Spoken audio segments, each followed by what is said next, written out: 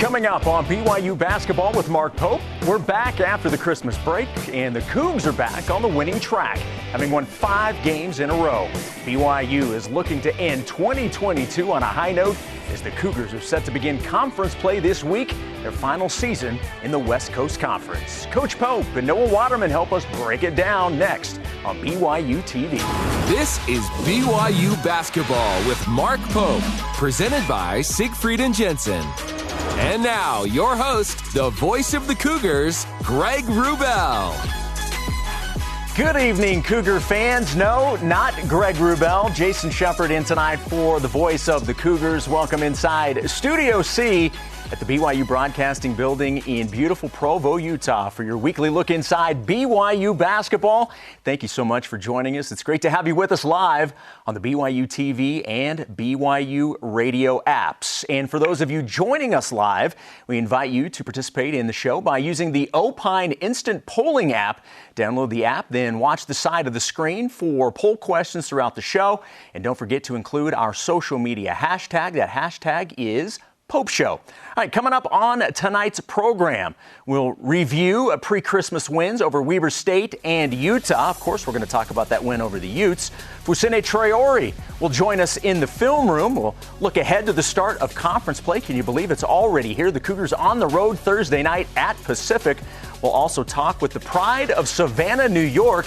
Noah Waterman will be our in-studio guest. We've got a Q&A segment and other fun and games with the coach and Noah. And we'll have a BYU Hoops trivia question to end the show. Without further ado, let's get tonight's show underway by saying hello to the head coach of the BYU Cougars, Mark Pope. All right. Hey, guys. Hey. What's up, player? What's up? How are you, man? Good to see you. Good to see you. Long time no see. I know. I'm happy you're here. Have a seat. All right. Right in a 5-game winning streak right now. Things are pretty good, right? Yes, but before we get there, where is Greg? I do not know specifically. Yes, you do. No, I really don't. Yes, you do. He's enjoying the Christmas holiday. I heard Canada may be involved. Okay, fair enough. But I don't know that for a fact. We will have to ask him. Do they celebrate Christmas in Canada? Yes, good. Yes, good. So Greg decided to leave the rain to go up to Canada, Yes. where I don't know, maybe there's more snow up there. So I think that's where he's at today. What are the chances, give me the odds, that Greg is watching the show right now? I would say very high. I think he would like to tune in to see if we're doing damage to the show. What if on the count of 3 we all say Merry Christmas, Greg? Can we do that? Yeah. 1, 2, 3. Merry Christmas, Greg! Come on. That's not bad. That was really good, That's not guys. bad. Thank you Very so nice. much. That was awesome. Very good. Speaking of Christmas, how was Christmas for the Popes? It was awesome. It was great.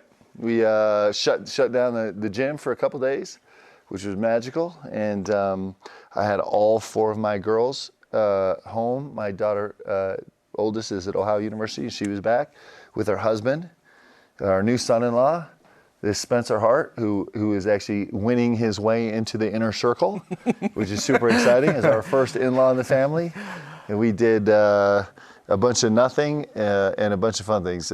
Most notably, we did some sledding at like 10:30 at night on Christmas Eve. That was magic. Very nice. It was so fun. Every 5 years we go sledding as a family, so it was great. Okay, so here's what I want to know. For a guy that has pretty much everything I would imagine that you want, yes. What did you ask for Christmas and what did you get? Well, I don't ask for a lot of things for Christmas because I'm super spoiled. I kind of between my girls and Miss Leanne, I do have everything I want. But there's a sign of getting older.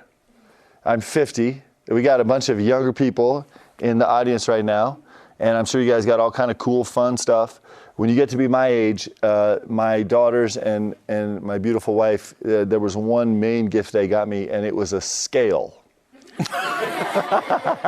That's what happens when you get older and fatter, and the girls are concerned about you. Like, we got to take care of Dad, get him a scale, man, so he can check his weight a little bit. So it was, I was super grateful for that.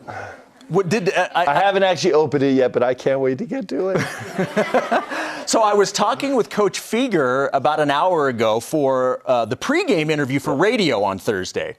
And he mentioned that the break, it was a needed break. Did you kind of look at it as it was just really nice to have the break? It was super important for us. First of all, the whole staff was deathly ill.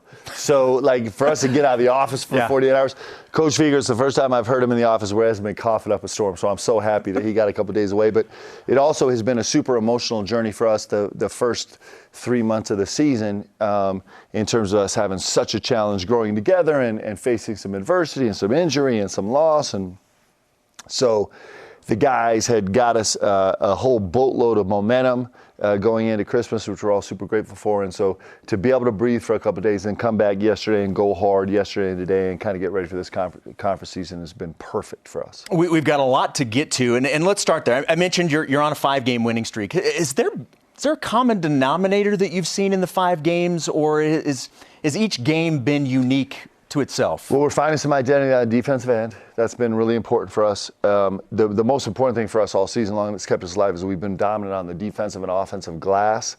Especially the offensive glass is kind of keeping us alive as we still try and figure out where we are offensively.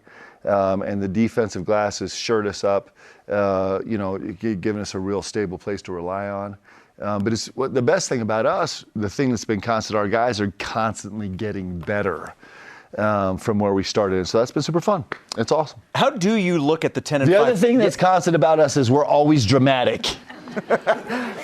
It is always drama. It keeps you young, though, doesn't it? If we have a 15-point lead, just stay tuned because we're going to cut it down to 1 before the end of the game. And if we're down 20, hang in there with this because we're going to come back and win it by 1. So that's been the most important thing to us is we wanted to make sure everybody was feeling their full share of drama leading into the new year. Well, I know you had talked a lot about, and from the scheduling standpoint in the non-conference, you're like, I don't know what I was thinking when I scheduled these being away for so long, but at a point you were 5-5, and then we talk about the 5-game winning streak. You in non-conference at 10-5. Yeah. How do you look at that overall? Yeah, well, we say this all the time. Our job is to win. Like, the truth is, if we don't win, Tom's going to fire me, and that's the way it should be. Like, that's the business we're in, and that's what we sign up for. I love winning, man. I love winning so much. And the only thing in the world of basketball that is even more inspiring me than winning is watching guys grow and get better. And that's what we've seen over the last 2 months is these guys have gotten better. They started to understand each other more and understand themselves more, and we've gotten better.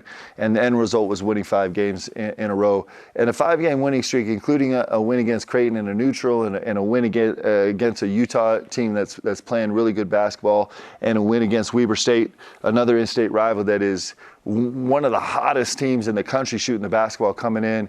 To have those 3 games in that 5-game winning streak is pretty special. So we like where we are right now. We got a lot of work ahead of us. You've talked a lot about this team just getting better game after game. I want to float a theory. You tell me if I'm crazy here.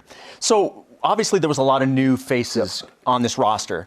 And because there was a lot of new faces and there was so many things that were unknown, it was very difficult to put expectations on the team.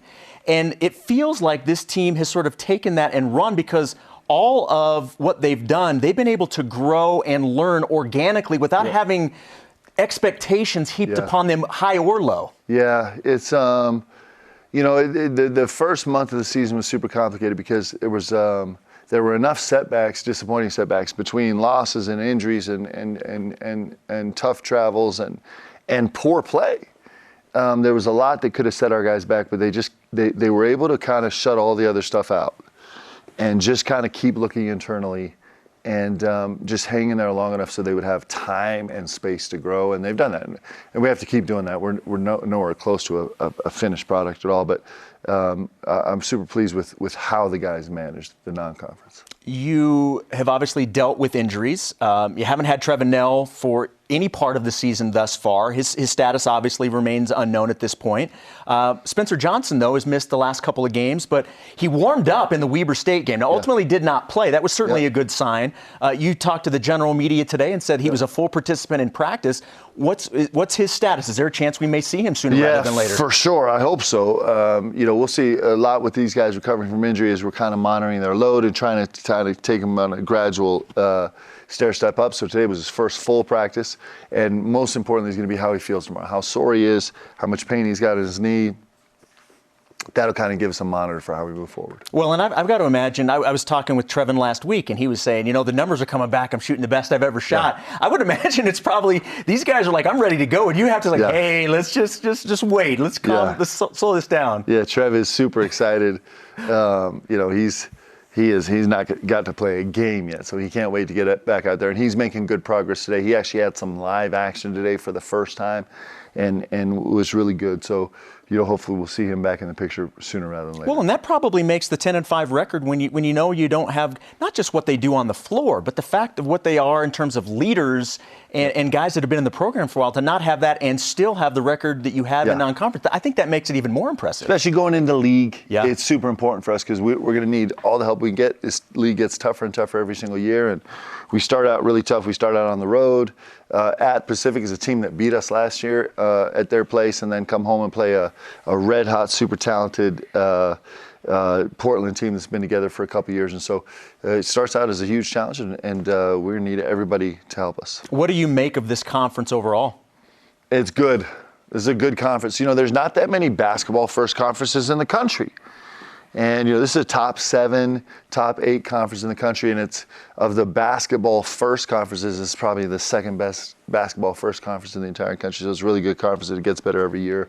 And what's been interesting to see is in the conference, the bottom end of the conference has got so good where there's no games that are gimmies. It's every single team is super competitive. Well, and that's really been what the WC has been talked about. All of the, it was always talked about being top heavy, and the teams at the top were like, we need the teams that are down to help elevate the conference as a whole, and we have certainly seen that over the last couple of years. Yep, the league's really good. All right, let's get into the highlights and stats from last Thursday's non-conference finale against Weber State. It's presented by Intermountain Healthcare, and we start things off. Noah Waterman makes the 3 and puts BYU up a point, and he's been playing well, coming off back-to-back games, scoring double figures, Coach. Yeah, it was a great read by Dallin Hall, and Noah stand there and finish the shot, and Oni's shot was awesome. See Foose going to work on the glass. Both Atiki and Foose were so effective on the glass. And then great ball movement. Actually, that corner 3 Noah hit, he had just lost the ball in one of a 50-50 ball battle, came back down the floor and banged that 3. There was a lot of contributions all night long from different guys. Another Fousseyni Traore play for you. You'll hear from him a little bit later on. Great post play down low and made the shot easy for himself. Yeah, and he actually manufactured that shot for Gideon George just by demanding a double in the post, making a simple play out and rotating the ball. Foose he's been a force, and he's getting better every single game. And this was like the patience and the read here. Him dealing with number 2 on the wing, number 4 at the point, and also the big fella inside, and magic couple of the end one was huge. Well, and this is a Weber State team that was coming off a massive win, handing Utah State their first loss of the season. Yep. So you knew you guys were in for a fight, and the team really rallied. Yeah, they shot 50% from the three-point line for 3 straight games, including on the road at Utah State. Had been playing big-time basketball, so we knew this was going to be a massive challenge, and the guys stepped up. Well, and it really has been different guys every night. One night it may be Jackson, and then Foose will have another game, and you've really been getting it from different spots. Yes, and that's the makeup of this team right now. And it's actually a fun thing when you walk in the locker room and you know that everybody's going to have their night where we need them to step up and play great for us to win. BYU getting the win 63-57, shooting almost 39%, 6 of 24 from 3. 12 assists, 15 turnovers. We talked a lot about turnovers early in the year. Haven't talked a ton about turnovers as much. They've really come down and been down consistently. Yeah, I mean, we shoot 39% from the field and 25% from the three-point line. In case you don't follow basketball, that's not good. It's not good. So we played on the 22nd. On the morning of the 23rd, I got up early and just really scoured the whole offensive side of the game. And the 23rd was a less inspiring day for me. I was a little down. Maybe it was the Christmas blues. I don't know what it was, coming off a win. And then on the 24th, on Christmas Eve, I spent the whole morning going over the defensive side of the ball where our guys were spectacular. I mean, they were spectacular on the defense end of the ball. We really have a chance to build a team from that side of the ball. And So that was kind of the story of the game was, we were able to shoot really poorly from the field and from the three-point line and still come away with a win against a red-hot team because we were so impactful on the glass and because we guarded so well. To hold them to 57 points was spectacular defensive effort. All right, we did not have a show last week, so we need to talk quickly about the Cougars' win over Utah. I mean, come on, everybody wants to hear how the Cougars beat the Utes, right? That's what I'm talking about. Yeah, studio audience wants to hear that. So let's check out some of the highlights from that game with BYU hosting the University of Utah. They came into this game with a 9-2 record. They had already knocked off number 4 Arizona, and Fousseyni Traore, who missed the game before, Coach, comes out and scores the first 10 points. Yeah, Fous was really good in the game, and he gave us He just gave us a little bit of confidence to get this game started, and the guys took it from there. Well, I thought that Utah led 22-17, and it felt like this was kind of a pivotal moment where they could have taken a larger lead, and the hill to climb would have been much steeper. You turned that 5-point deficit, I believe, into a 6-point lead and never really looked back. Yeah, and it was really starting on the defensive end that was super important for us. I'll be honest with you, I can't even remember this game. Like, we're so on to Portland and Pacific right now but I do remember being in the gym was so fantastic, and we got a really terrific effort all out from our guys, and we had an unbelievable crowd in the gym, so thank you guys all for being there. That made such a huge difference, and it was a special night. Rudy, of course, put together a great game for us also. 26 of the 28 bench points coming from Rudy, and then, Dallin Hall, all he does is hit big shots, right? Yeah, and it was fun. Dallin Hall is a young man that's grown up in the state of Utah and seen this Utah rivalry his whole life, and so for him and Richie and some of these other guys to have their first shot at it and to come away with a win on their home court was super special against a terrific Utah team. They're doing a nice job this year.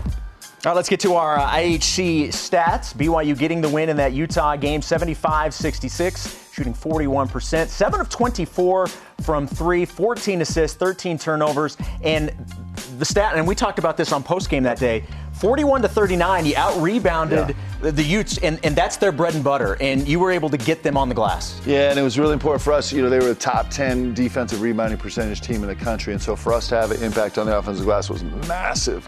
Again, it kind of saved us and kept us in the game. And, the nice thing about the glass, man, it just talks about our guys' heart. Like, they've come every single game. This was the first game. We only had 9 offensive rebounds in this game. It was the first and only game all season where we haven't been in double figures on the offensive glass. And that is a tribute to our guys' effort. Like, they're putting their whole heart on the floor, and their TRY is really special. And their TRY is matching up now with some better quality play, and these guys are putting together some wins, and it's actually super fun to watch. Let's talk a little bit about Rudy Williams. We mentioned him in that game, but what a weapon he has been. Now, you bring him in, and he obviously starts the season as the starter, and that was the role we all assumed he would play this year, but having essentially a 6th starter coming off the bench has paid massive dividends. Yeah, it's hard to argue that he's not been our best player over the last 10 games, and he's done most of it coming off of the bench, and I think it gives him a chance to kind of feel the texture of the game before he steps on the floor, which is really fast. He gets to the game really fast, and he brings a new, fresh energy to us.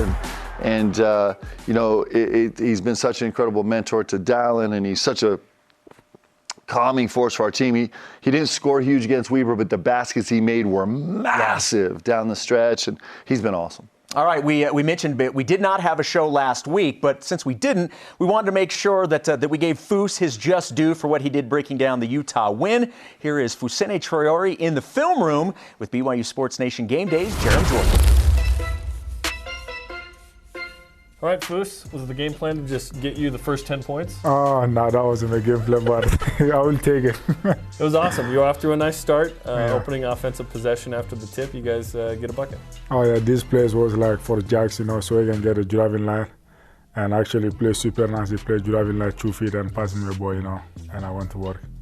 How many pump fakes is good enough? Because I think you gave like 3 good ones. Yeah. Crossing up, down, reading it. Yeah, like usually when you make the first pump fake, they didn't just for share. Second one, they will for share, and so you can turn and just make your shot easy, At this point, you're 6'5.5", but you got a 7'2" wingspan.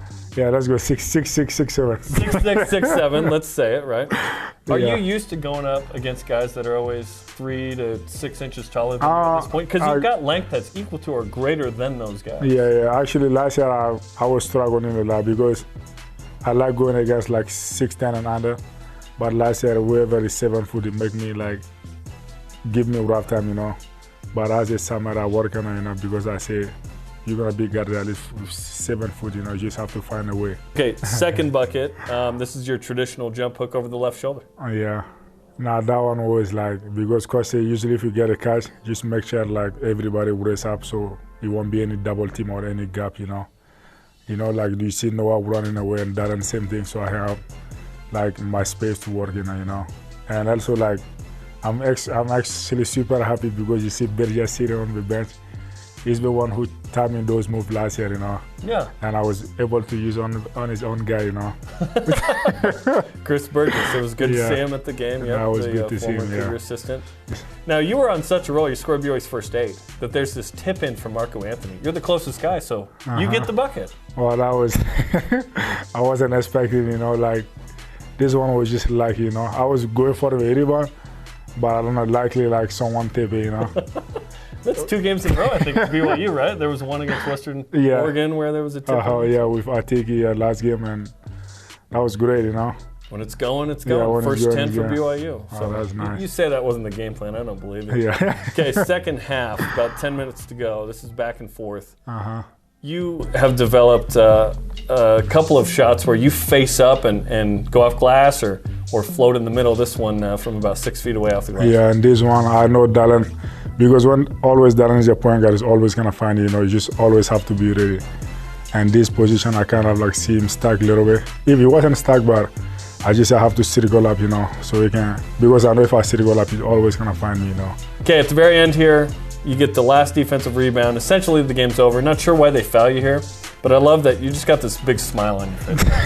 That's because you knew the game was over? Nah, I knew the game was over, you know, but I was also confused why the guy fouled me, you know. I kind of like react a little bit, you know, it's just 1.4 seconds, why are you going to foul, you know, and we already are bad. And then your face gets real serious. Oh, yeah. Was that because you had to shoot the free throw? Oh, yeah, I got to shoot a free throw, you know. I got to focus, you know. Yeah. No, but it was a fun Saturday for sure. That's a big game. Obviously, you guys have learned a lot. You're growing, as Mark Pope has said. Yeah. He said we've created more room to grow after losing to South Dakota and UVU. But consecutive Saturdays, Creighton and now Utah.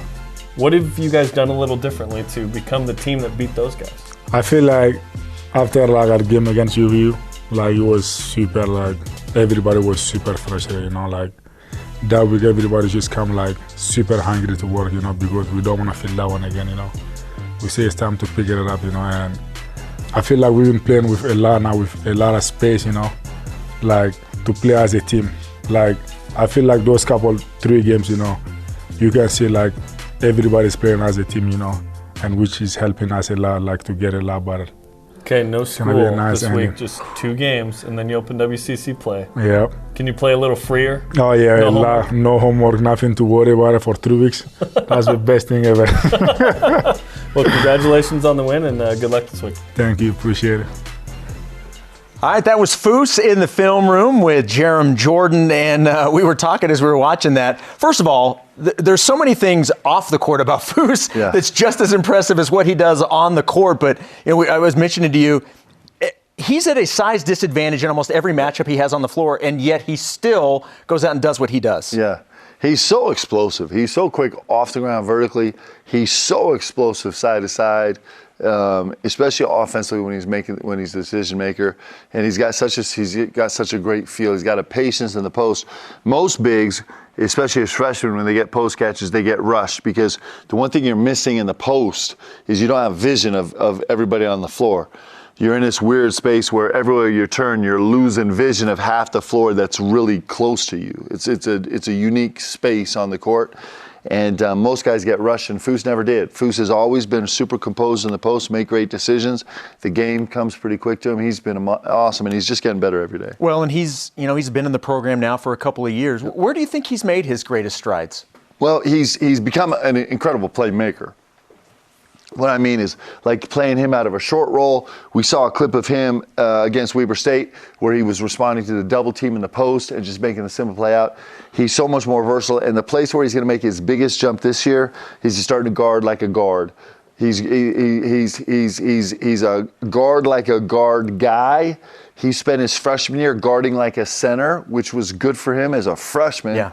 And now he's guarding like a two guard. That's the goal. By the end of the year, he's going to guard every single position on the floor. Hey. So when you guys come to the game, before the game, and you see Foose, be like, Foose, guard like a guard. He'll smile at you. I guarantee 100%, because he's hearing that every single day. He's like, Coach Pope got to you guys, didn't he? Yeah.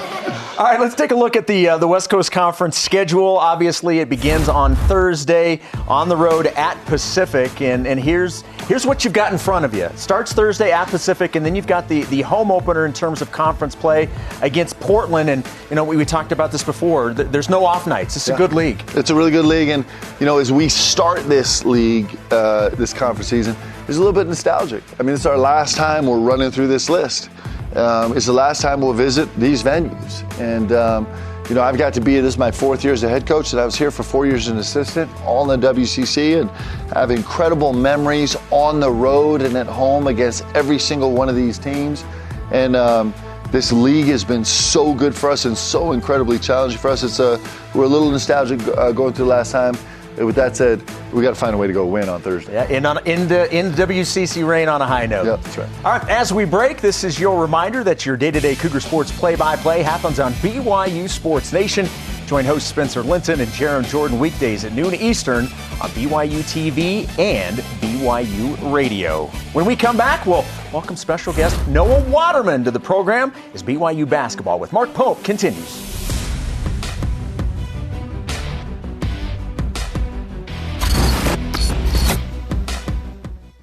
BYU Basketball with Mark Pope is brought to you by Siegfried and Jensen, helping Utah families for over 30 years.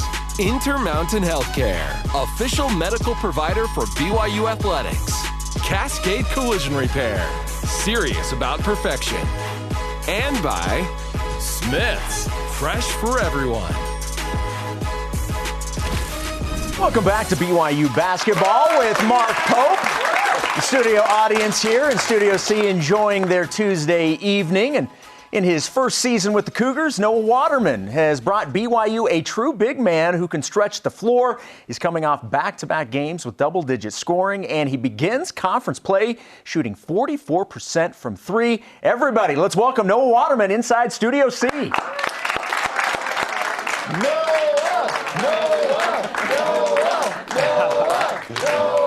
are you? Good to see you. Have a seat. What's up, man? What's up, Coach? Good, baby. All right, let's do this. Come on. Once again, the shortest person on the set. Shortest one. Trust me, it's the story of my life. So welcome to Studio C. How are you? I'm doing good. So, thanks for having me. You bet, absolutely. So we were talking with Coach about his Christmas. I understand you had quite an eventful holiday, because I was wondering if you guys were going to have time to go anywhere.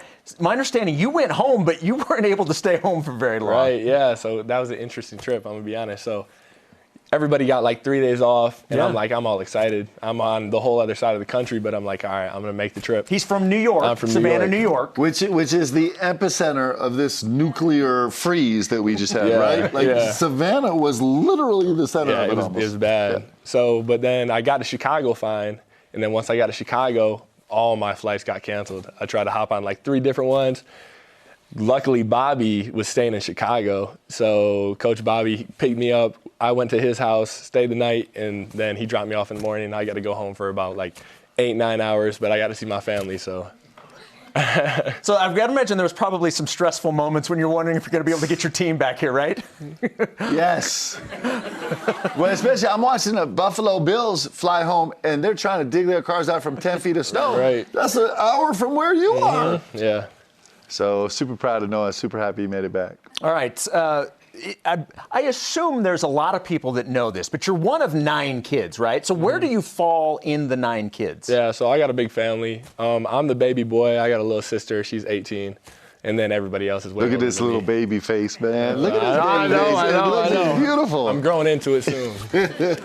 Did you, by the way, you probably thought in New York, 9 kids, you're like, wow, we're really different. You had no idea coming to Utah. That's just run of the mill, right? Yeah, for real. Like, everybody has 9 kids here. So, all right. So now we found this video, and we actually want to play a little bit of this.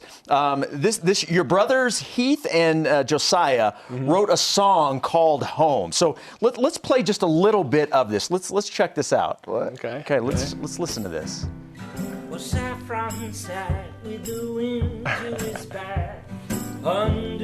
first question I have for you, is that you with the baby? That is me. That's my little nephew.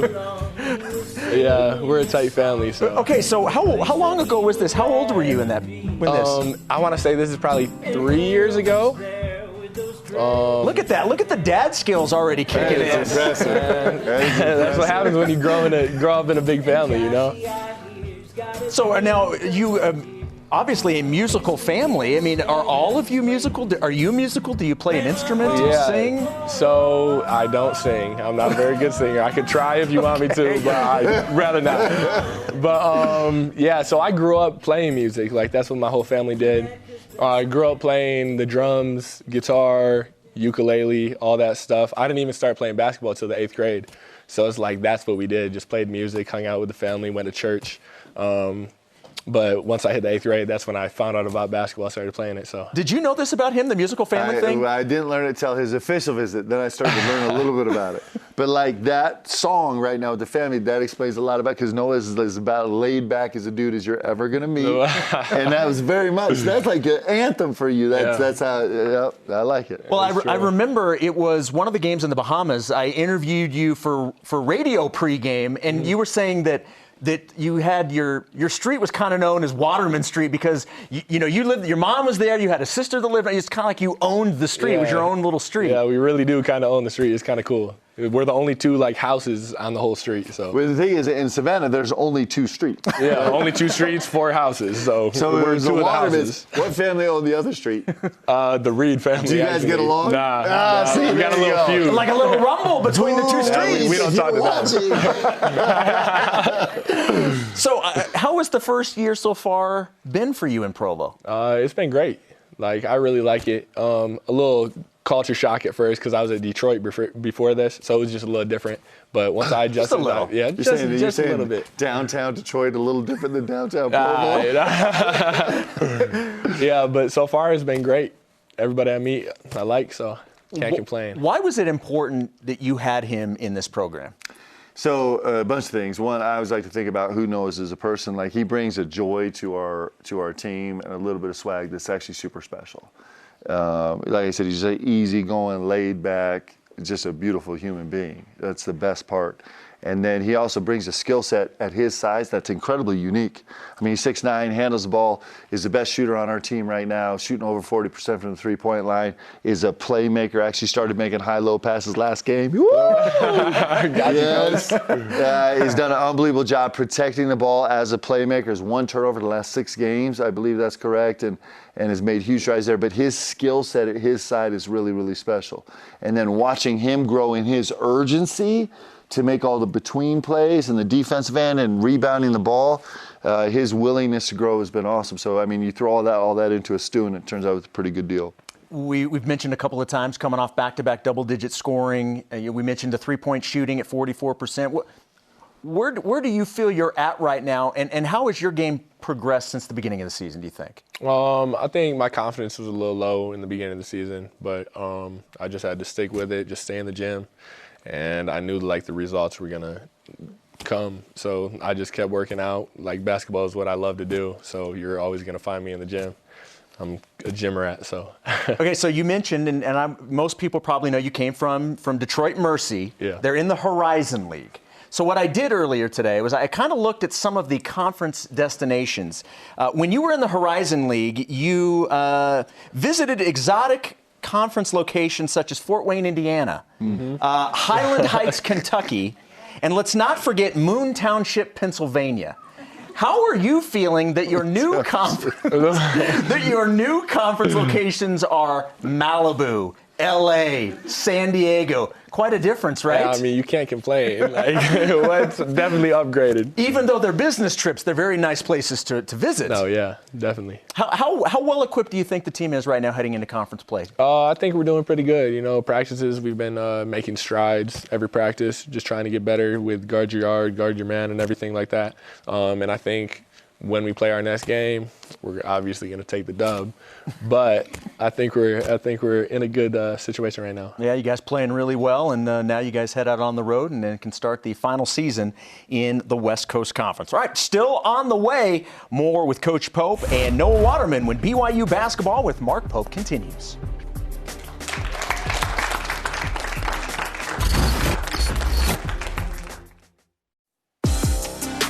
This is BYU basketball with Mark Pope, presented by Siegfried and Jensen. All right, let's get to the game portion of tonight's show. Here's how it works. I'm going to give everybody a little rundown. I'm going to give you clues to famous watermen. Okay, so we're gonna play off Noah's last name here. They can be historical, real, or fictional people that we're talking about. And your goal is to name the person before your opponent does. So this is going to be Coach Pope versus Noah. I will give you several clues about each figure. You can answer at any time. If you think you know the answer, say it. And the first person that gets it is going to get the point, okay? All right, so... That's what I was thinking. Okay, Waterman trivia. We're going to do a practice round. This is not for a point, but this is going to give you guys an idea of what we're looking to do here. Okay, this Waterman lived several. Great graphic. Yeah, it is pretty cool, right? It is pretty cool. That's nice. Yeah, that is pretty nice. This Waterman lived several thousand years ago. Okay, if you think you know what it is, just shout it out. This Waterman was commanded to build a giant ship. Okay. Okay, do you know it? Yes. Say it. Just say it. Your namesake. Noah. Noah. Yes. Okay. 1 point. That one counted. Okay, I need that. 1-0. We will see. We will get to the end of the game, and then if you need the point, well, then we will count it. How about that? Okay. So that's what it's going to be like. Okay. So that'll give you an idea of what we're going to do. Have we done the whole? Have we pushed that yet? No. I mean, come on. How are we not milking this? It's true. Okay. Hey, every basket 2x2, right? Yeah. 3x3. We can't do 3x3. Yeah. Maybe there was three somewhere. I don't know. Okay, here we go. And again, as soon as you think you know it, based off the clues, shout it out. Okay, Here we go. This Waterman is a fictional athlete. Fictional athlete. This Waterman started their career at the university with a cougar as the mascot. Okay. This Waterman finished their career with the Mud Dogs. Oh, yes, I know this. Okay. It's Adam Sandler. Okay, what's the character? Okay. You don't get the point if you don't know the character. Just say. Led their team to a 27-point comeback. Waterboy. Yeah, all right, we're going to give it to you. Bobby Boucher. Yes. Let's go. That's me. All right, coach. There we go. Yes. High quality Bobby H2O. Boucher. That's right. Great names in all of movie. Okay. All right, here we go. Number 2. So point to Coach. This Waterman's favorite element is gold. This Waterman was in his prime in 2008. This one's probably going to get it. This Waterman represents the USA. You're hitting me with the tough ones. No, you know who this is. I don't know. This Waterman gold medals. has won 28 medals. Oh, Michael Phelps? Michael Phelps. There we go. Yes. There we go. The last trivia, was the Waterman's initials are MP. So there you go. Okay. All right. Number 3, tied at 1. This Waterman is a half human. Oh. Aquaman. He beat you. About to get that one, too. He beat you to it. You know, Michael Phelps was involved in one of my greatest Olympic moments ever. Do tell. Watching him, was it the 2008 Olympic relay? I mean, Leanne and I were jumping up and down on the couch as they made that comeback. It was before you were born, but it was one of the great moments in Olympics history. Okay, Coach, with the advantage of 2-1 here. Okay, this one, these next two, honestly, you're gonna earn the points. This waterman was born in San Francisco in 1964. This waterman invented toe-in big wave surfing. Oh, boy. This waterman has surfed waves as big as 70 feet high at speeds of around 50 miles per hour. This one either. Okay. This person was a stunt double for Kevin Costner in the 1995 hit, it was not a hit, Waterworld. His initials are LH. Somebody's got to help us. I'm going to give you the. I'm going to even give you the first. It should be Noah and I versus the studio. Somebody's got to know the answer to this. Oh, Laird. Laird Hamilton. That's right. Yes. Laird, one of the great names. Yes. That's a great name too. There Laird. you go. Okay, so still 2-1. Coach with the lead. 2-1. This is how you tie it up, and we end in a tie. How about that? What is Noah? You went straight Jeopardy. Okay. All right. This waterman was born in Hawaii before it was part of the United States, which I believe happened in the early 60s. This waterman was named for the Duke of Edinburgh. This waterman was the first Hawaiian to win an Olympic medal and the first person to be inducted into the International Swimming Hall of Fame and Surfing Hall of Fame. By the look on both of your faces, still nothing right now? No. Did you ever surf? Never. I don't know. Okay, a 9-foot bronze statue of this waterman can be found on Waikiki Beach in Hawaii, and it was created by a BYU alum, Jan Gordon Fisher. Initials, DK. Anybody in the audience? How do you guys It is not know Donkey that? Kong, but I like the DK reference. Very nice. No, you never get to do the fun. When we go to Hawaii, it's just hoops. We don't get to do any of the fun stuff. Okay, the answer is Duke Kahanamoku. Okay, nice. There's a 9-foot statue of him on Waikiki Beach. All right, so 2-1. So because you did get the test question correct. Extra point. No, It's tied. It's tied right now. It's Give it to 2-2. it. It's a tie, everybody. How about that? Yeah. There's no participation given. All right. Join us next Tuesday for another edition of BYU Basketball with Mark Pope at 8:30 Eastern Time, 6:30 Mountain Time on BYUtv and BYU Radio. Coming up next, we take your social media questions for Coach and Noah when BYU Basketball with Mark Pope returns on BYUtv and BYU Radio.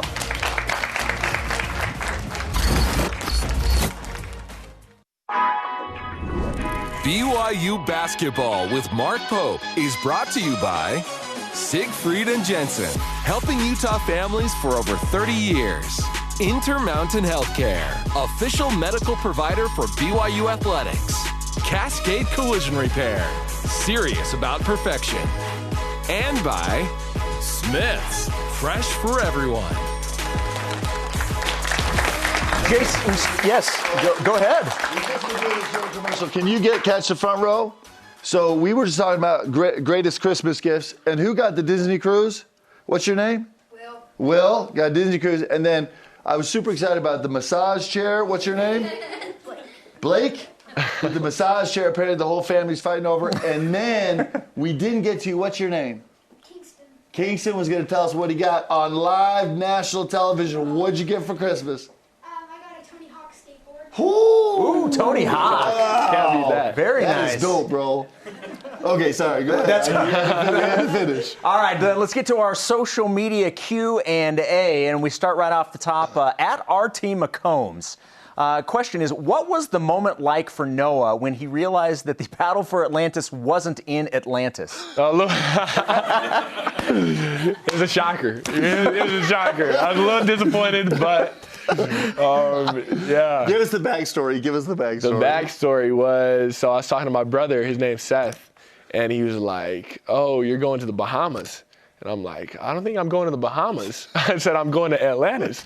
And he's like, he just started laughing at me. And I was like, why are you laughing? He was like, the Bahamas are in Atlantis, blah, blah, blah. Yeah, so. That's great. By the way, were you part, for those that did not hear, apparently one of the nights, several of the team snuck out and went on the water slide after it had closed and got stuck in it? Were you part of this? I was not part of it. No, I wish I was, but I wasn't. You heard about this, right? So you can imagine there's one water slide. It was after we beat Dayton in a great comeback. There's one water slide where you go through it, and then you go through this tube, and surrounding you are sharks. Like literally as you go through it. So it was fine. The guys apparently, they slid all the way down, but when they got to that part, the water was off, so they had to kind of crawl through that part. How freaky would that be? With sharks swimming around you and you can see? Yeah. All right, social media question number 2. This one from @LilBear. What is your favorite Christmas gift that you've received? We'll throw this out to both of you. Favorite Christmas gift you've received? Christmas Maybe gift. either this year or of all time, yeah. You want to go first? Yeah, I mean, mine was easy. Tell them about the one you got. I did. I already told you them did? in the Oh, pre-show, okay. but the best thing for me was having listen, when you get old like me and you have all 4 of your girls in the same house and you're of course, Miss Leanne, it's like the greatest Christmas ever. So that's the best gift I've ever got.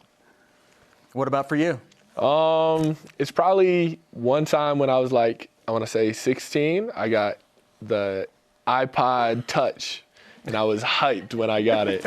I was bragging all my friends, oh, look what I got. But yeah, but mostly just spending time with my family. You know, I'm a big family guy. There you go. It's better than presents for real. By the way, did the personalized robe that Miss Leanne got for you and the entire team, did that travel with you to New York, or did that stay in the locker? I should have wore it to the airport, but I didn't. Yeah, but I've been rocking it. I just wore it to the gym today. Yeah, practice this morning and just a film session he was rolling in the robe. It was awesome. All right, last question. This one from Junior Giant 22. Coach Pope, if you could ask advice from any coach, who would it be and why? Oof. Oh, I got so many coaches that I'm fans of. Of course, everybody's a fan of John Wooden. I think he was so incredible. I only spent very limited time with him. I'm a huge fan of Nick Saban and the sound bites that I hear from him. I'm a huge fan.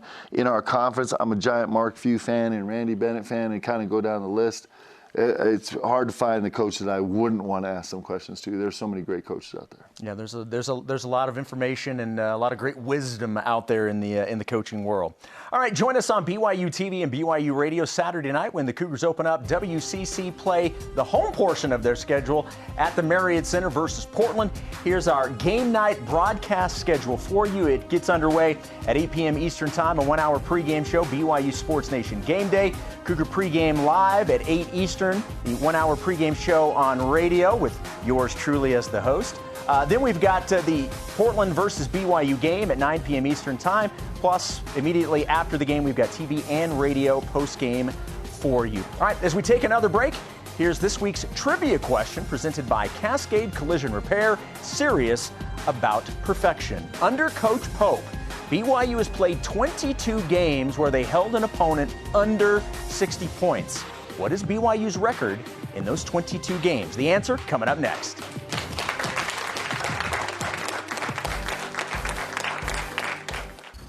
Welcome back to BYU basketball with Mark Pope, Jason Shepard in for the voice of the Cougars, Greg Wrubell. Here's tonight's trivia question presented by Cascade Collision Repair, serious about perfection. Here's the question. Under Coach Pope, BYU has played 22 games where they held an opponent under 60 points. What is BYU's record in those 22 games? You know the answer? I have no idea, but I'm hoping it's a lot. 21-1. Go. 21-1. What's six? Like Bronco Mendenhall had his 24 points. If we hold the opposing team to 24 or less, we like our chances. You've held teams under 60 22 times, and you've won 21 of them. Yeah, it's pretty fun. That's a good stat. It's a good stat for us this year, especially because we're guarding our yard. Yes, we are. Guard your yard. Get your T-shirt. Guard your yard. Let's go. Well, and the reason that is kind of one of the ones that we decided on today. You held Weber State to under 60. They scored 57 points, and it goes back to what you were talking about. You're starting to see the defense really come into its own, and that's what's going to win a lot of ball games. Yeah. You know, it's amazing because you take a player like Noah, who's such a gifted offensive player. And he used to walk in the gym and just want to work on his offensive game. Now he doesn't even want a ball. He's like, I don't even need a ball. I just want it. Is that true? Definitely not true. I still don't like defense, but I'll play it. We mentioned that the season starts, the WCC season starts. Maybe just a quick thought on you guys starting at Pacific. Yeah. Veteran team, good shooting team, and it'll be a good test right out of the gate. Mm-hmm. Your thoughts on the Tigers? So it's definitely going to be a good game. As you said, they got a lot of shooters.